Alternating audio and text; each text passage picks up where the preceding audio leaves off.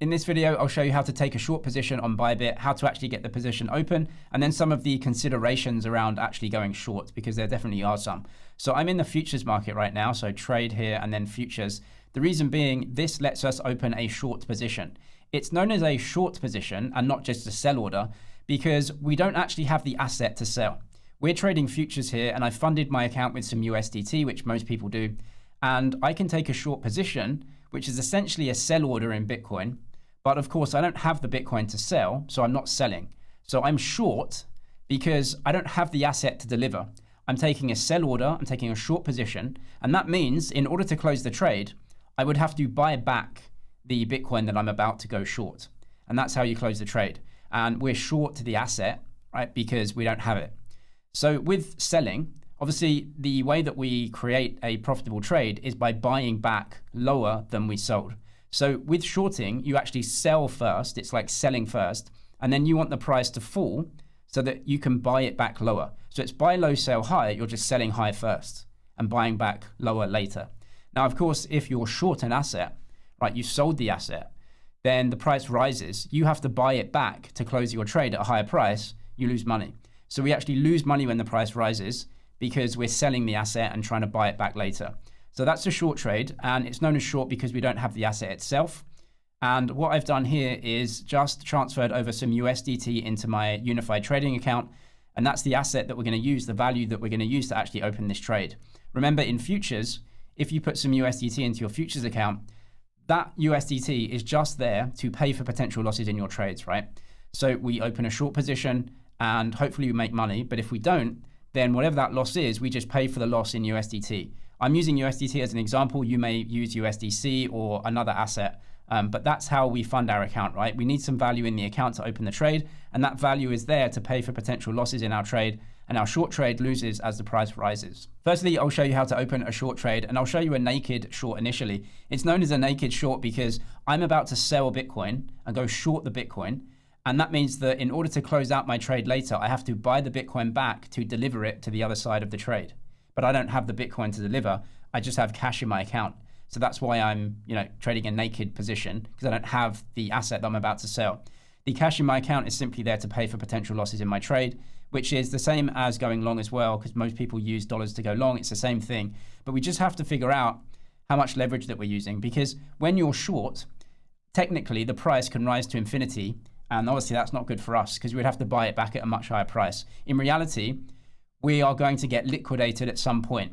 If we have an amount of cash to fund that position, and then we lose that cash as the price rises, then we'll just get liquidated in our trade, which is when Bybit says, look, you've got no money to pay for this trade anymore. We will buy it back for you, make your loss concrete, and deliver the other side of the trade. So what I'm going to do is trade with 2x leverage. You can customize this anything you want. If you need a much more in-depth guide on trading futures on Bybit, I'll leave that down in the description. It goes through absolutely everything, so you can watch that if you need to. But 2x leverage means that the trade size that I will trade with the market is 2x my margin or my cash that I have down. So if I want to open a $200 trade size with the market, and that's 2x leverage, then that's 2x my cash, which means the cost to me, the amount of cash that I have in there, is around $100, and you can see that here. So that's a 2x the cash that I have.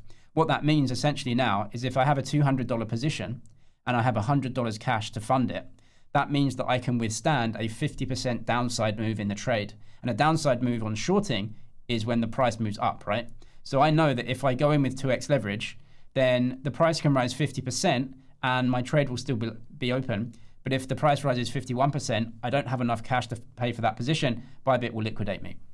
So shorting is very dangerous because the price can rise to infinity, but in reality, it's just going to rise to the point where you can't fund the trade anymore and they'll just liquidate you. But that's something definitely to be aware of in your technical analysis. So I'm going to go and open the short here, confirm that, and then right here it's open. So as you can see, I have a short trade. So what I need to do in order to close out this trade is to buy back the other side and go long the exact same amount. So you can see that down here. If you want to close out the trade, you can simply close it via a market or a limit order, press confirm. And what that does is goes long the exact same amount, and then you've closed out that trade. And in order to make a profit, you would need to sell high and then wait for the price to fall to buy back lower. The other way to take a short position on Bybit is to take a hedged short position. And this means that instead of using cash to fund our trade, which I did previously, what I'm going to do is actually use the asset that I'm shorting as value to fund my trade. So what we're going to do is go over to the unified trading account. I'm going to transfer out the USDT that I have, and I'm going to transfer in some Bitcoin. In Bybit's unified trading account, they let you use multi-asset collateral to fund your trades. So they use the dollar value of crypto assets as your margin to fund your trades instead of just using USDT and USDC. And I'm going to make sure that these are toggled on. You can see use as collateral. This is toggled on here for Bitcoin. So I've now got some Bitcoin in my account, and this Bitcoin value is going to be used as margin to let me go and open trades. If you can't see that, then go up to the top right-hand corner of the settings tab here. You want to go to margin mode, press cross margin. That's the one you want. I don't believe isolated margin allows you to do that. You'll need to use cross margin.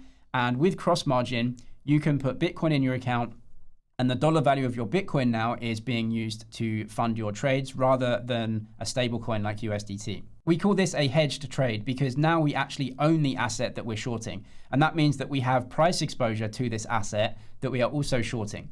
So I've got some spot Bitcoin in my account, right? I have real Bitcoin there funding my trades. Now that has price exposure up and down. But what I'm about to do is hedge out some of my price exposure. So let's say that I take a short position right here. I've got Bitcoin in my account and the price falls. If I just had the Bitcoin, the price would fall and my Bitcoin would lose value versus dollars, right? But because I've got a short position now, as the price falls, the trade is actually making money. So my spot Bitcoin is losing its exchange rate versus dollars, but my trade is winning because I essentially sold up here. And as the price is falling, my trade is gaining profits. That's known as hedging out some price exposure, because even though your spot Bitcoin is falling, you've hedged out the price exposure and you're actually winning in your trade. Now, the opposite side of that is if the price goes up, yes, the collateral in your account, the Bitcoin, is now going up in value. However, your short trade is now going to be losing. So you're missing out on potential gains because, again, you've hedged out that price exposure. So if the price rises in this instance, then it's not like you're losing money, but you're not gaining the money that you should have if you hadn't opened the trade. If the price falls, then it's not like you're gaining a lot of money, right? But you hedged out the downside move. So instead of losing money on the Bitcoin, you've essentially broken even because the Bitcoin went down and your trade won. Now, it gets more complicated with leverage that you're using as well. If you're just using zero leverage or very small leverage, you can work out how much of your price exposure in Bitcoin that you want to hedge.